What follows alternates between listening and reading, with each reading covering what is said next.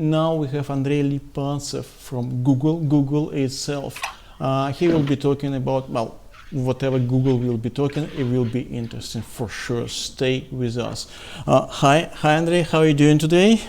Hi, how are you, Anton? Hi everybody. I'm great. Really good to be with you guys. Really pleased to be part of this event today. Okay, it's all yours. Well, all right. So let's take it away. I'm going to share my screen. I'm going to start talking about what we're going to talk about today. So as you heard, my name is Andrey Lipattsev. I work at the Google Search Quality team. My specific role is search outreach, which is doing what I do today, which is what I love the most about this job. Talking to you guys, letting you know what we do, how we do it, and how you as content creators, content owners, and us as a search engine can do it better together. Let me start today's talk by a bit of a personal story. So back in a long time ago, when I was still at university, this is more or less what my first PC looked like. Actually, my first PC probably looked even more horrible than this, but I couldn't find any pictures of it. Then, around the same time, maybe a couple of years after I got my first proper PC, if my slides load, that would be even better. I got my first mobile phone, right? And it looked like, for many of you, I don't know actually what the audience is like today, but for many of you, it would be very similar. Let me reload my slides, see if I can get them back up. It would have looked something like this, right? It would have looked something a bit of a brick. So let me try that again. Right, yeah. So it looked a little bit like that. A little bit like a brick that couldn't do much other than dial, and I was pretty happy with it because you could dial outside of your house and listen to people and talk to people, and that was kind of awesome. And then you could get phones that also looked cool and a little bit like the Matrix, and you're like, oh my god, they flip open and stuff. But still, the main thing you would do with them is just talk. And then the moment came, and I remember it clear as day. I was in Germany at the time. I was walking across town in Düsseldorf, actually. And I had a Samsung, something like this, not exactly this model. Again, couldn't find the right picture, but something like this, a flip phone with a display. And I thought, well, you know what? I heard of people using this to read their email and stuff. What if I tried that? What if I tried like opening this up, opening the application, going to my email and trying to read it? And it was there. And I read my email. I even managed to respond to it and like saying, oh yeah, I will respond to you later when I am at my desk. And that was a breaking moment for me. That was the time starting from which I could never look at my phone the same.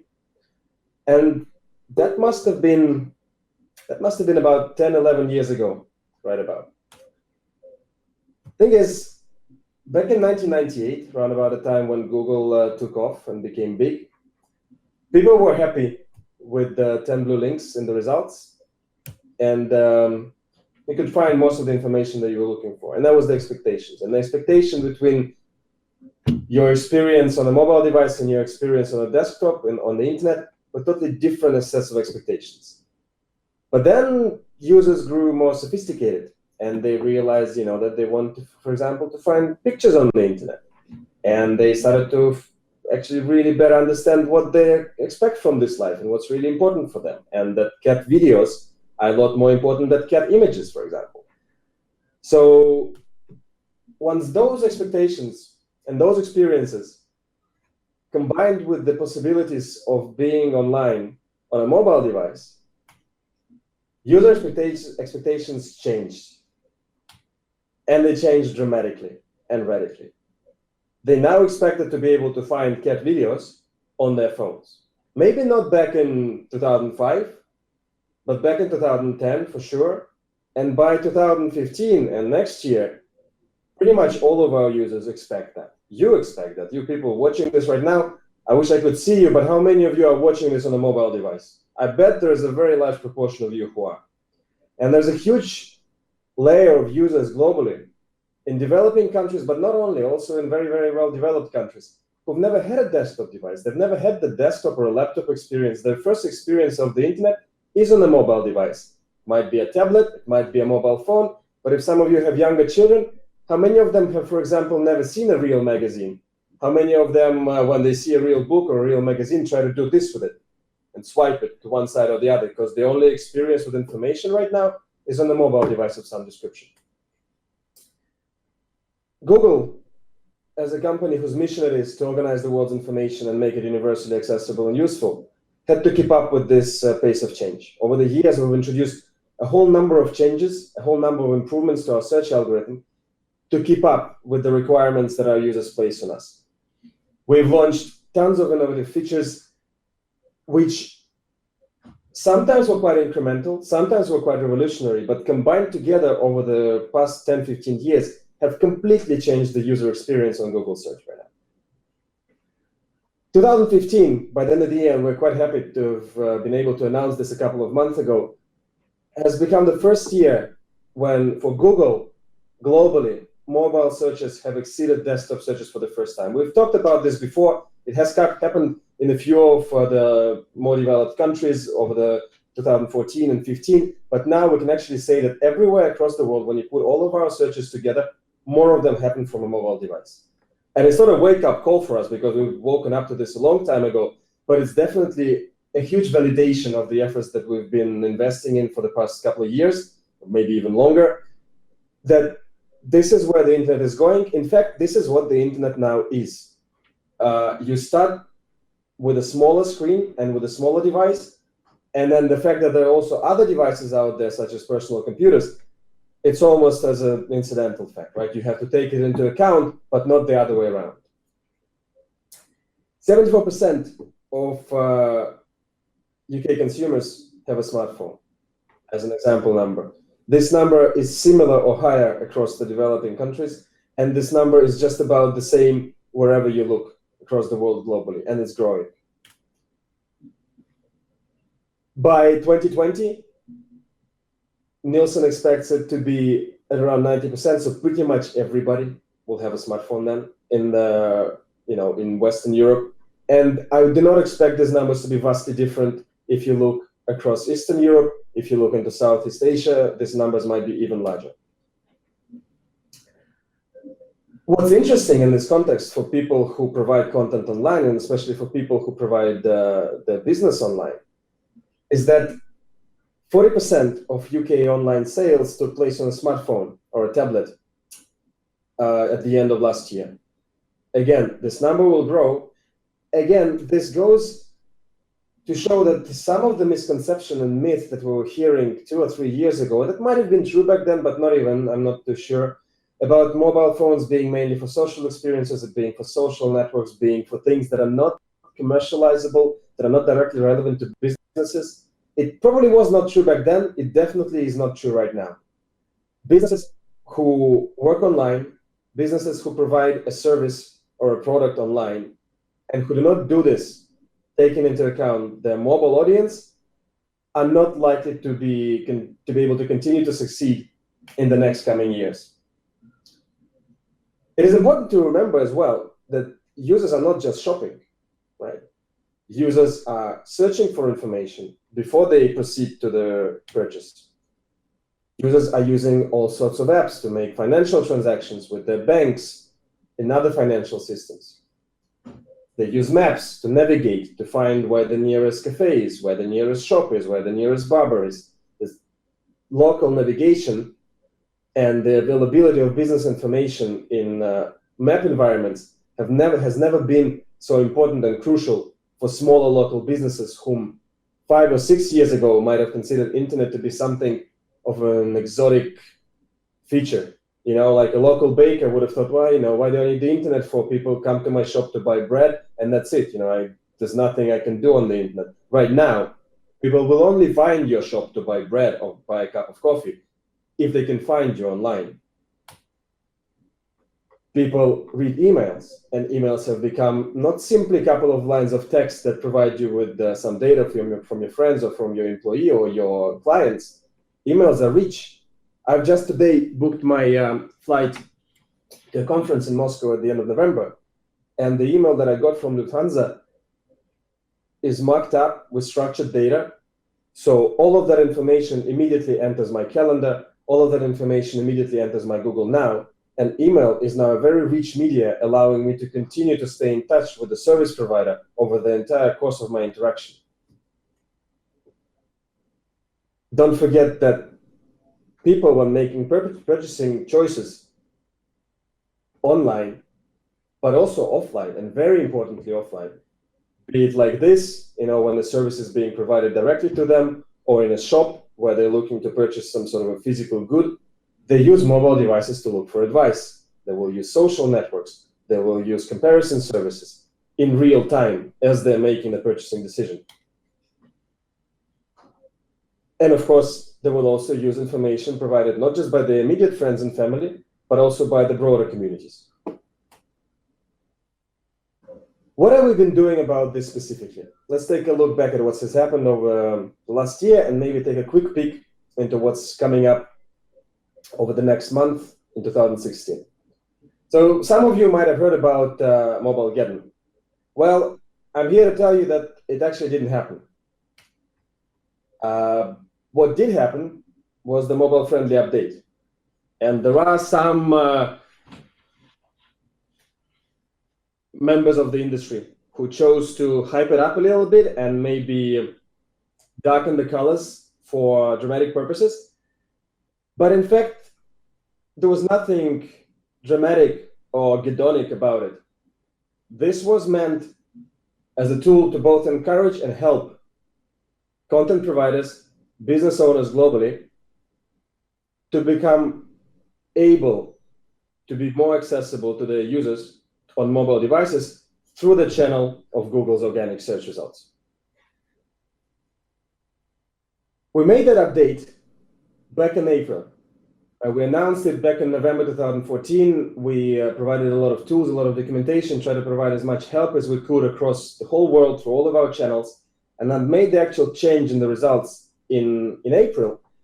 And it left some people disappointed. I've heard plenty of times over the last few months, well, I look at these results and I look at that results and I don't see that much difference between desktop and mobile results, and what's up with that? And, and my traffic hasn't changed so much. And we actually see that as a good thing, because overall, it hasn't been dramatic or painful for the majority of content owners out there. And this is good. This is what we were trying to achieve from the beginning, to make this change gradual, to help people make the changes necessary for their sites and for their online presence before we make the changes in our search results. That seems to have worked. And the confirmation for us that it has worked is that when we look at the data that allows us to analyze the usefulness of our results to our mobile users, we see double-digit improvements across a number of criteria that we look at between this time last year and now. Our mobile results now contain more responsive, useful, adapted sites that provide a great experience to our mobile users. And this is what we're going after. We're not going after shaking up the entire business world and moving shops down, moving shops up. What we wanted to achieve is to make sure that the great players in the industry, those people who actually provide the best experience, also learn to provide it on mobile. And by and large, this has happened. By and large, this is what we've seen. And I'm delighted about it. I'm very happy. There's still some ways to go. There are still markets out there that lag slightly behind. And there's still a lot of work for us to do. But we're happy to continue working with you guys to make the best of it. Another important element of the ecosystem that has become a really interesting playing field for us and for you over the last couple of years, I guess, are mobile applications. It is still a world that we need to explore. It is still a world that we need to explore and understand how exactly the users interact with applications, in what ways is that different from web applications. Are those differences real? Are some of them imaginary? Are there capabilities in web applications that are being overlooked? Or are there really things that only phone-specific applications can provide? And this is an exploration for us together that we will pursue over the coming years, and it will be really interesting. But one thing that is clear is that there is already a lot of content out there available to users inside of apps. And right now, we are making a huge effort to make that content both available to our users, but also discoverable to our users, so that people who provide this kind of content through the medium of apps are able to be found, are able not just to work with the immediate audience, but also to enrich and enlarge that audience through various channels that Google has. App indexing enables us to link directly to your app from search results. A user that clicks on a search result will end up at exactly the right spot inside your app. Now, this doesn't work for all the applications out there. These applications need to have inside them an element that could be identifiable like this, for example, like a holiday homes result. But for those, for articles, for shops, this works really well. In addition, app indexing also enables users to discover apps that they might not even have installed on their phone yet, right? If those apps, like newspapers in this case, contain information relevant to the query, they have the chance, they have the choice to explore this app. And if they do install the app by means of, through the search results, they will land not on the homepage of the app after installation, but directly on the internal result inside the app, which contains the content that they were looking for. Google Now has become a part of daily life for the majority of Android users over the past couple of years. And it really is a place where we are trying to explore more and more how Google can collaborate with the ecosystem, with third-party content providers to really match users' needs as an assistant, as a smart assistant, with the content and the services that not Google, but the content creators and the service providers out there provide. And we're working with that, and we're working more and more on that, and you can expect lots of interesting, exciting announcements in 2016 about things that we're trying to do with the ecosystem to bring your content into users' phones and to surface it in the form of Google Now cards. Now, some of these things will come and go because they will not be successful. Some of them hopefully will take off and be really useful. So really looking forward to the things that we can do to get together in this space. One of the most recent developments in this area has, of course, been Now on Tap. As you might have noticed, it is not available to a huge majority of our users yet because obviously it's only available for now for English. It's only available for the latest versions of Android. So it'll take us a while to really increase the user base. But the things I've personally seen and being able to try and test it and use it a little bit have completely blown my mind. It totally changes the experience. You remember back to the story when I first looked at my phone as a place where I could read and respond to my email, and that blew my mind and totally changed the way I thought about internet and phones and what I can and cannot do outside of my home. This is just about this sort of this, to me, change on the same level. It really brings together, well, like the way that first change brought together phones and the internet, and it was like, wow, these two things can work together. This now brings together phones, internet, and my social interactions. The way, sometimes you have discussions with your friends and you argue about the year of birth or the place where something happened, and then you just, okay, wait, let me ask Google. And then you ask Google, and then your conversation becomes kind of richer, and you say, okay, enough. We don't need to worry about the facts. Google can provide the facts, and we can talk about the big stuff. It's like this here now, right? You talk about something with friends. You don't have to worry about the little details anymore. Right? We are on the path towards being able to book restaurants, book cinema tickets, find out information that we need about all those things as we continue our conversation. We don't have to come out of it. We can keep on talking to one friend, to many friends inside a big hangout with lots of people, and have the information that we need to keep us going along, just fed to us and given to us. And don't get me wrong, this is very early stages. There'll probably be lots of kinks and lots of really interesting things for us to resolve to make this work perfectly. But this is another exciting opportunity for people who are behind the creation of this content, who are behind the provision of these services, to provide them in such a way and to be ready to be able to submit it, to provide it to their users eventually, right? To people around them, people in the neighborhood, but also people globally who are waiting and are eager to consume this.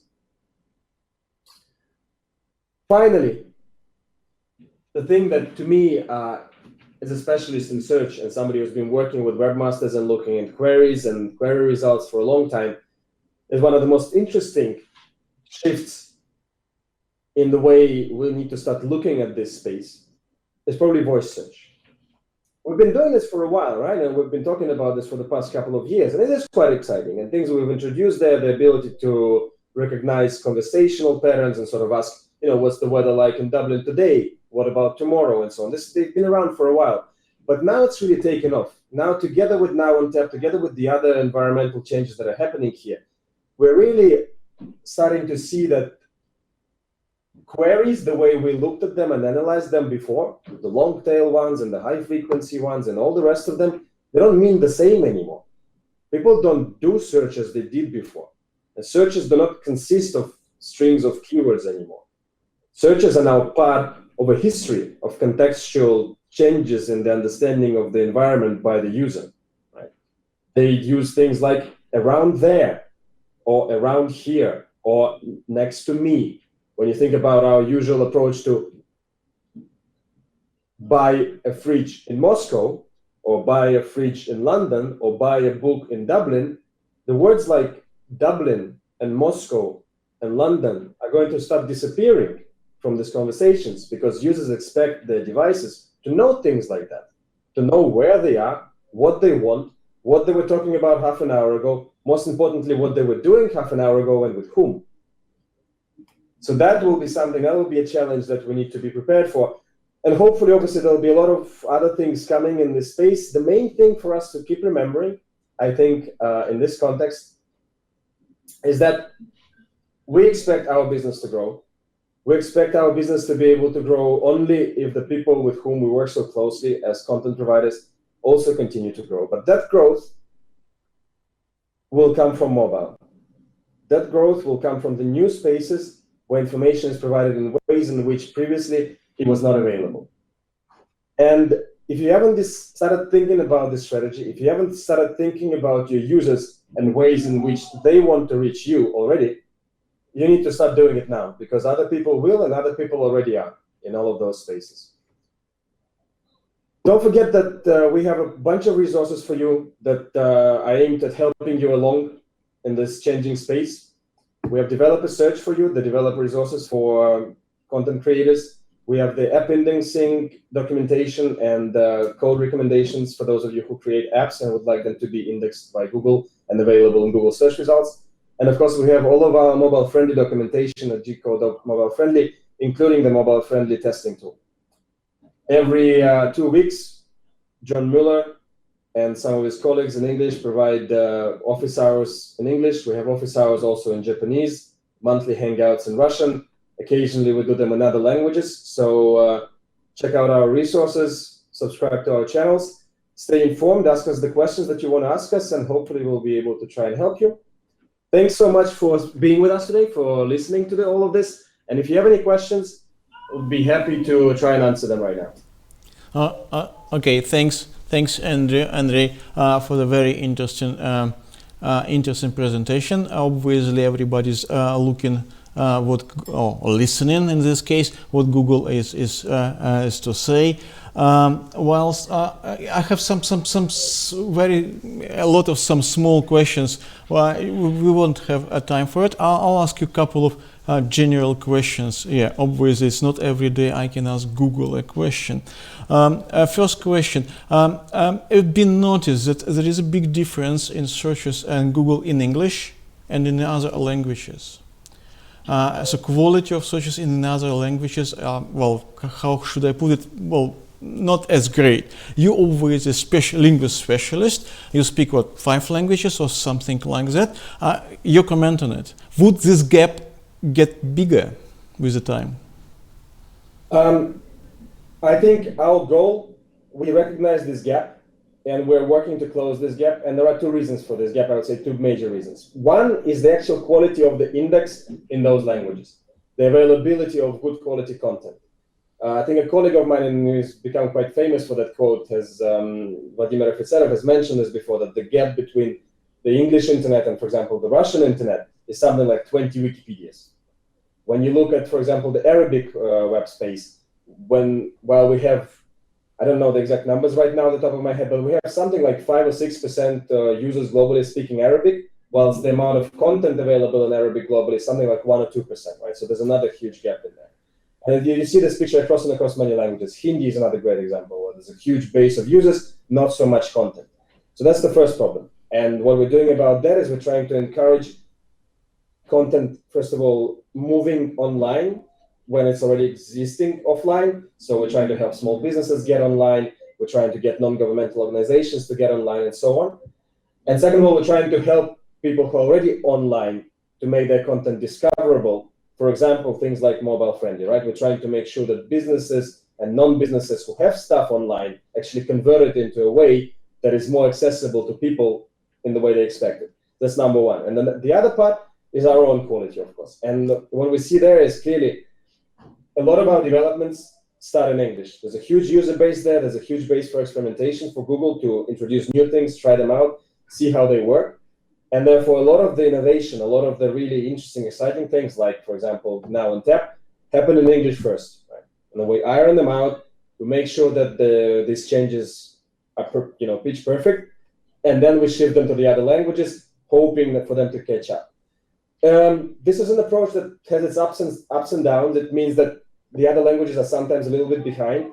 It also means that these changes are also a little bit more mature when they get to the languages. But I must mention that we don't always do it like that. For example, in the mobile-friendly change, that's a great example where we made this change simultaneously across all the languages everywhere. And so those changes in quality, those changes in results, they happened everywhere simultaneously.